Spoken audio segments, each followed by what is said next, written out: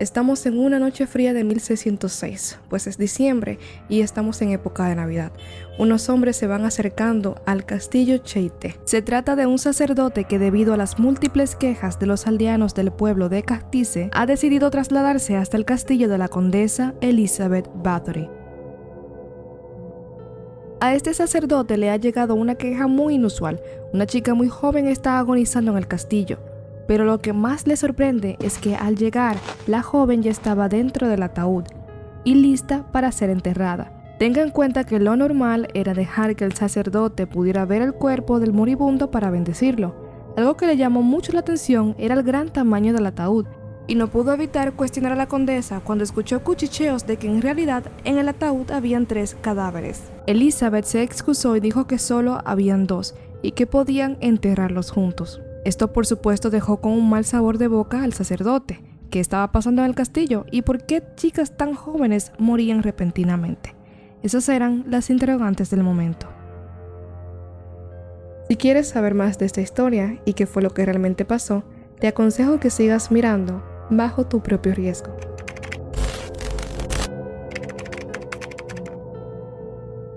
Una de las personas más perversas que ha existido en la historia debe de ser definitivamente Elizabeth Bathory. La condesa, originalmente llamada Elizabeth Bathory o simplemente Elizabeth Bathory, nace el 7 de agosto de 1560 en Nivator, Hungría, actual Eslovaquia.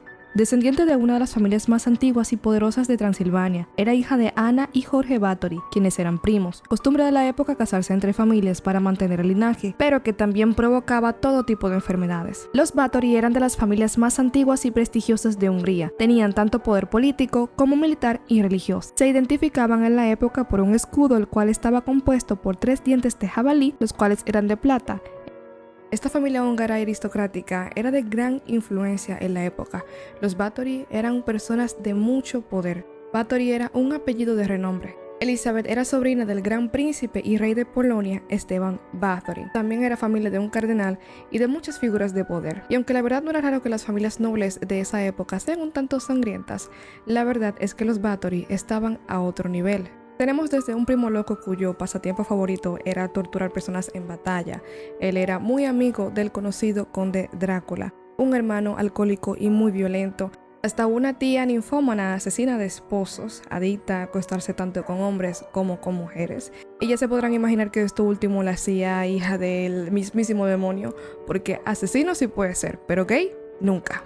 Había incesto, crueldad, satanismo, en fin, en esta familia había de todo, vaya. Pero de tantas personas retorcidas de la mente, la que se llevaba el premio definitivamente era Elizabeth. La infancia de Elizabeth fue una infancia típica de cualquier niña que haya crecido en una familia noble. Sus padres intentaron darle la mejor educación. Mientras que la mayoría de húngaros no sabían ni escribir ni leer, incluido el mismo príncipe de Transilvania, Elizabeth ya sabía hablar 5 idiomas, los cuales eran húngaro, eslovaco, griego, latín y alemán. Elizabeth fue educada dentro de la religión, aunque era protestante, era de familia protestante. Era una niña que disfrutaba tanto de jugar con espadas, corretear, hacer actividades que no se consideraban para niñas, como también de la etiqueta, de los vestidos bonitos, etc. También era aficionada a la astronomía y a la alquimia. La verdad es que Elizabeth fue siempre una niña muy inteligente. Se dice que Elizabeth estuvo expuesta a muchos actos de maldad, muchos actos de violencia. Y lo que pasa es que para esta época cualquier persona que no fuese parte de la nobleza era prácticamente un pedazo de basura. Así que digamos, si trabajabas para estas familias nobles, ya sea como sirviente, como chofer, lo que sea, y fallabas en lo más mínimo, te podían hacer de todo. Uno de estos actos violentos que Elizabeth presenció fue cuando entraron en la cabeza de un hombre dentro de las tripas de un caballo. Es decir, abrieron el caballo, entraron en la cabeza del hombre y luego cosieron el caballo de modo que la cabeza quedó adentro. Pusieron al caballo a correr hasta que el hombre se asfixió. Iba a rastras, vaya. Se dice que cuando Elizabeth presenció esto, sintió un placer tremendo. Es aquí donde se cree se va formando su despiadada moral clasista. También es sabido que desde los 4 o 5 años Elizabeth sufría de constantes ataques violentos, ataques de rabia muy extremos. Algunos expertos dicen que podría haber sido epilepsia. A los 11 años era una jovencita muy hermosa, con una piel muy blanca y suave, un pelo muy frondoso y brillante, además de que era muy inteligente, y como costumbre de la época, a esa edad fue comprometida con su primo Ferenc Nadasdy, 5 años mayor que ella, quien era hijo de otra familia húngara de la aristocracia. Elizabeth entonces se va a vivir al castillo de los Nadasdy, el castillo Szarvas, ubicado en el condado del Vas al oeste de Hungría. A los 13 años, Elizabeth queda embarazada de uno de los sirvientes del castillo. Cuando su prometido se da cuenta de esto, manda a castrar al sirviente y a darlo de alimento a los perros. 2 años después de esto, a los 15 años, Elizabeth contrae matrimonio con Ferenc. El 8 de mayo de 1575, Elizabeth y Ferenc se casan. El evento fue un evento súper grande al que acudieron más de 4.500 personas. Y es que la pareja era la pareja del momento, era una pareja muy poderosa.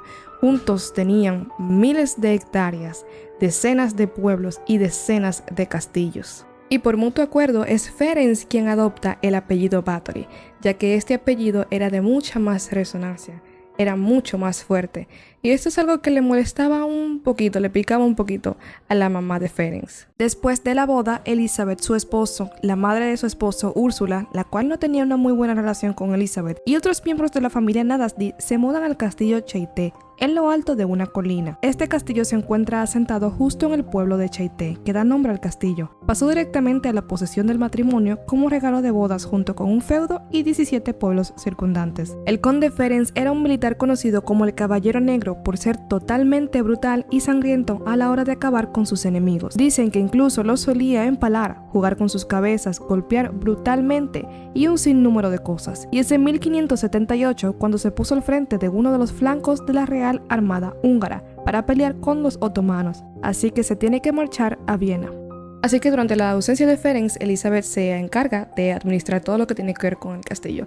Se dice que ella era muy buena en esto, aunque también se dice que ella solía entrar amantes cuando su esposo no estaba. Como su esposo en realidad nunca estaba, no fue hasta 10 años después de la boda que concibieron a su primer hijo. Su primera hija, que se llamaba Ana, y dentro de los 9 años siguientes tuvieron a Katalin, Úrsula y Andras. Lamentablemente Úrsula murió a los 10 años y Andras a los 7. Se encuentra que Elizabeth era muy buena madre y que sus hijos en realidad no sabían de todas las atrocidades que ella cometía. Por último tuvieron a su único hijo varón, Pablo. Cuando Pablo nació, Elizabeth ya tenía 38 años, así que claro, tenía una niñera que le ayudaba con todo. Su nombre era Ilona Jo. Pronto Elizabeth empezaría a viajar con su carruaje buscando niñas de las que se pudiera aprovechar. Acompañada de su doncella y de su mano derecha Ilona, le prometían trabajo a las jóvenes y ellas aceptaban, sin saber cuál sería su horrible destino. En 1606, Ferenc cae enfermo por una enfermedad extraña y el 4 de enero de 1604 murió y dejó viuda a Elizabeth a la edad de 44 años. Por supuesto, hay rumores de que ella lo mató, aunque en realidad ella no tenía ninguna razón por la cual hacerlo. Los dos tenían una relación muy normal. Claro, no era la relación más amorosa del mundo, pero era muy normal, muy formal. Ferenc no era nada mejor que la condesa. El Caballero Negro también era un ser despiadado, brutal y temido. Y aunque él no pasaba tanto tiempo en el castillo, tanto él como Elizabeth disfrutaban de torturar a las criadas. Una de las tradiciones de tortura que él más disfrutaba era poner chicas jóvenes desnudas en el exterior, llenaba su cuerpo de miel y disfrutaba de ver cómo los insectos se la comían poco a poco. Sin embargo, Ferenc era más cuidadoso con sus víctimas y se percataba de no matar a tantas chicas. Elizabeth, mientras él estuvo vivo, también trató de ser cuidadosa con las chicas que torturaba, pero una vez él muerto, ella le daría rienda suelta a sus deseos macabros. Y es aquí donde Elizabeth comienza con las brutalidades peores, con las maldades más grandes, quizá por aburrimiento, quizá por soledad o quizá por la libertad, quién sabe. Lo que sí sabemos es que la condesa se mostró más despiadada que nunca. Incluso empezó a poner en práctica las técnicas de tortura que su marido le había enseñado. Estamos ahora entre el siglo XVI y XVII. Es normal que las familias nobles tengan muchas sirvientas que le ayudaban a lavar, con los niños, en fin, cientos de tareas domésticas. Para todo esto, ellos lo que hacían era contratar jóvenes aldeanas que vivieran en el castillo, que le fueran totalmente fiel a la condesa. Y bueno, al castillo comienzan a entrar muchos jóvenes, cantidad de jóvenes. pero es que la gente se va dando cuenta que estas jóvenes que entran al castillo nunca regresan. Son jóvenes que tienen familia, tienen a su papá, tienen a su mamá, y los papás empiezan a preocuparse. Elizabeth comienza a desarrollar sus propias perversiones sexuales. No solo se acuesta con sus doncellas, sino que también les aplica toda clase de correctivos y castigos. Si las chicas cometían cualquier error a la hora de practicar una tarea en el hogar, y por error me refiero a que, por ejemplo, digamos que te toque coser una camisa y pongas el botón del lado que no es. Por este simple error te puede tocar un muy severo castigo. En uno de los castigos, Elizabeth clavó agujas dentro de las uñas de una de las sirvientas. Cuando le dijo que si le dolía se lo podía quitar, la sirvienta tomó esto con mucho alivio. Sin embargo, cuando trató de sacarse una aguja de una uña, Elizabeth le cortó el dedo. A una chica que hablaba mucho hizo que le cosieran la boca, a otra le prendió en fuego el vello púbico y otra criada la obligó a sentarse en una parrilla ardiendo, de donde no la levantaron hasta 2 horas más tarde. Les clavaba agujas en los labios, las quemaba con antorchas, las mordía y les quitaba pedazos de piel. A una le mordió el pecho quitándole un pedazo de carne, que luego le obligó a cocinar y comer. Hay una leyenda muy famosa que cuenta que todo comenzó cuando Elizabeth y una sirvienta estaban en su habitación. La sirvienta estaba peinándola y sin querer le dio un tirón en el pelo. Cuando le dio este tirón en el pelo, Elizabeth se enojó muchísimo, se levantó y le dio con el puño en la cara. Al darle tan duro, le rompió la nariz y salpicó sangre de la sirvienta en la cara de Elizabeth. Elizabeth sintió que estas partes en donde le había caído sangre se veían más claras, se veían más tersas, se veía más joven, y por esto decidió seguir maltratando chicas, maltratando jóvenes, para posteriormente sacarles la sangre y darse baños de sangre. También se dice que se tomaba la sangre para poder mantenerse joven.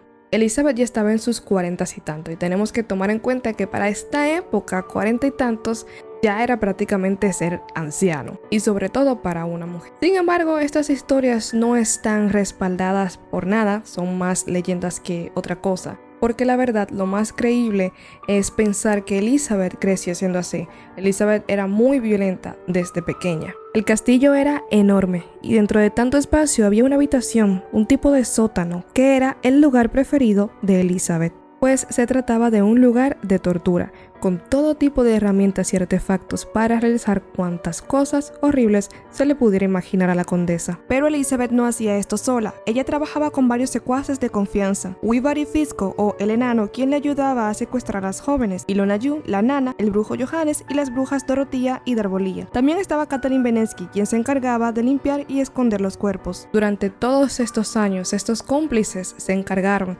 de secuestrar niñas vírgenes de entre 9 y 16 años, con el afán de complacer a su ama. Uno de sus tantos pasatiempos favoritos era cortar la piel entre los dedos de sus sirvientas con tijeras. Algunos la acusaron incluso de canibalismo, mientras que otros dijeron que ella había tenido sexo con el mismísimo diablo. Tras todo este tiempo de ver cómo las jóvenes desaparecían y de escuchar profundos gritos que venían del castillo, los campesinos empezaron a investigar por su cuenta y encontraron varios cuerpos sin vida de las chicas en los alrededores del castillo. Así que empezaron a quejarse. Tomen en cuenta que de vez en cuando una de las chicas lograba escapar y contar todo. Sin embargo, el rey Matías II nunca hizo caso. A fin de cuentas eran las palabras de unos pueblerinos contra la poderosísima familia Nadas de Bathory. Aunque hay que dejar muy en claro que otra de las razones por las que Elizabeth no tenía repercusión era por el hecho de que el mismo rey les debía dinero a los Bathory. Así es, los Bathory eran más ricos que el mismo rey de Hungría. Aunque con la muerte de Ferenc algo cambiaría. Al saber que Elizabeth estaba sola, el rey Matías vio una muy buena oportunidad para hacerse con el castillo y las tierras de la condesa. Así que más que por hacer justicia, esta sed de poder sería lo que cambiaría el destino de Elizabeth y de todos sus aliados. Pero era evidente que algo estaba pasando en el castillo, demasiadas jóvenes entraban y ninguna salía.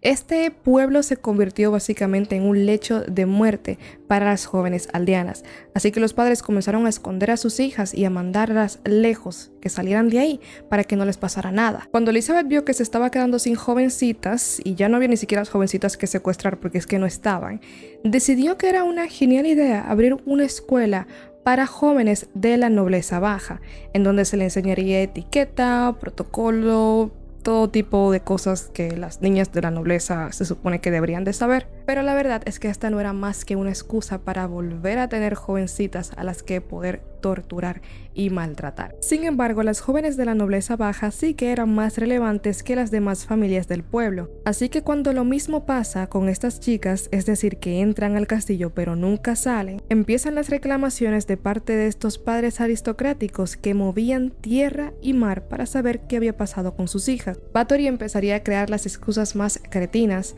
En una ocasión que encontraron varios cuerpos de varias jóvenes, ella dijo que pasó que una de las chicas se volvió loca, mató a todas y luego se suicidó. La alarma saltó por dos situaciones: cuando parte de la población descubre más de una docena de niñas sin vida enterradas y cuando una de las jóvenes nobles logra escapar de la fortaleza y dar parte a las autoridades. Una joven de 12 años llamada Paula logró escaparse del castillo, pero lamentablemente fue encontrada muy rápido por las brujas.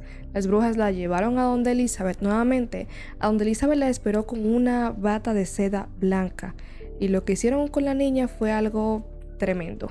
La entraron en una máquina de tortura parecida a la doncella de hierro. Subieron la máquina hasta lo más alto y la movieron hasta que el cuerpo de la niña se fue desbaratando poco a poco por las púas. Cansado de las quejas, el rey de Hungría, Matías II, decide empezar una investigación. Es así como manda al entonces conde Thurso a investigar.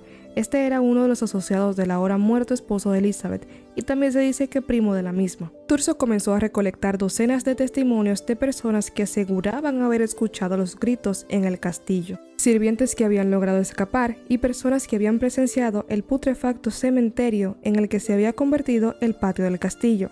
Este era el lugar en donde solían tirar los cuerpos agraviados y terriblemente maltratados de las chicas cuando ya no les quedaba espacio. Ahora bien, sucede que Thurso era amigo del esposo de Elizabeth y el esposo de Elizabeth, antes de fallecer, le hizo prometer que cuidaría de su esposa si él faltaba, por lo cual Thurso se sentía un poquito culpable, así que llegaron al acuerdo de que Elizabeth no tendría que asistir a juicio para evitar así la vergüenza. Y es que Elizabeth pertenecía a una familia demasiado poderosa e importante de la época. Y aunque los crímenes de Elizabeth eran suficientes como para decapitarla, la verdad es que se le trató bastante bien y hasta de una forma considerable, podríamos decir, ya que se le apresó en su propio castillo. Thurso, convencido ya de que Elizabeth era culpable, el 30 de diciembre de 1610 se dirigió al castillo Cactice con sus hombres, y lo primero que vio al entrar por el castillo fue a una sirvienta desangrándose en estado agónico en el piso.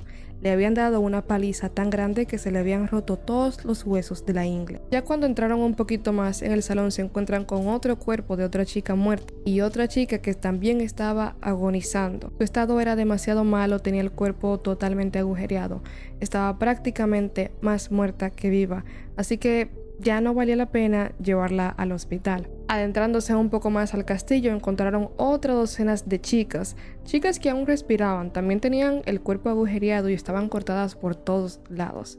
Y cuando se fueron hacia el patio, pudieron desenterrar 50 cadáveres. La condesa en su diario había contado todas sus víctimas. Hasta el momento tenía 612 chicas torturadas y asesinadas. También hallaron toneladas de ceniza y serrín por todas partes, usados para recoger la sangre que se vertía tan abundantemente en aquel lugar. Pese a esto, todo el castillo estaba cubierto de unas manchas muy oscuras y tenía un tenue olor a carne. Mientras tanto, la condesa y algunos de sus brujos fueron sorprendidos en medio de uno de sus rituales de sangre. La detención se produjo de forma inmediata y fueron conducidos a prisión. Terminados la investigación y el juicio, el rey Matías II ordenó que la decapitaran por sus crímenes contra las jóvenes aristocráticas, ya que ni siquiera les importaban mucho las sirvientas, y en lugar de eso, la condenaron de por vida. La trancaron en una pequeña habitación en su castillo, con las puertas y ventanas selladas, y apenas un pequeño agujero en donde le pasaban comida 2 veces al día. Bathory fue perdiendo la cabeza poco a poco. Los cómplices de Bathory sí que fueron a juicio, y para sorpresa de muchos, ellos sí fueron ejecutados de forma cruel. A las brujas se les arrancaron los dedos con tenazas ardiendo, y luego fueron quemadas vivas en la hoguera. El enano fue decapitado y luego quemado, y Catelyn, quien era la menos despiadada de todos, fue sentenciada a cadena perpetua. Se dice que Kathleen fue golpeada varias veces por llevarle comida a las víctimas a escondidas. Tú, Elizabeth, eres como un animal salvaje. Estos son tus últimos meses de vida. No mereces respirar el aire que hay en la tierra. No mereces ver la luz del Señor. Desaparecerás de este mundo y nunca volverás. Yo te condeno, Lady de Castile, a una prisión en vida en tu propio castillo. El 21 de agosto de 1614, Bathory le dijo a uno de los guardias que se sentía las manos muy frías. Un poco más tarde, murió a sus 54 años. Durante más de 100 años, los documentos de Elizabeth Bathory fueron escondidos. Todas sus fotos fueron mandadas a quitar. Todo lo que estaba relacionado con ella fue mandado a esconder, que nadie supiera de esto, ya que, como había dicho, era una persona de una familia noble muy importante y también tenía miedo de ensuciar el nombre del amado guerrero que era su esposo en aquella época. Pero bueno, esto fue todo por la historia de hoy. Espero que les haya gustado y nos vemos en la próxima con otra historia real.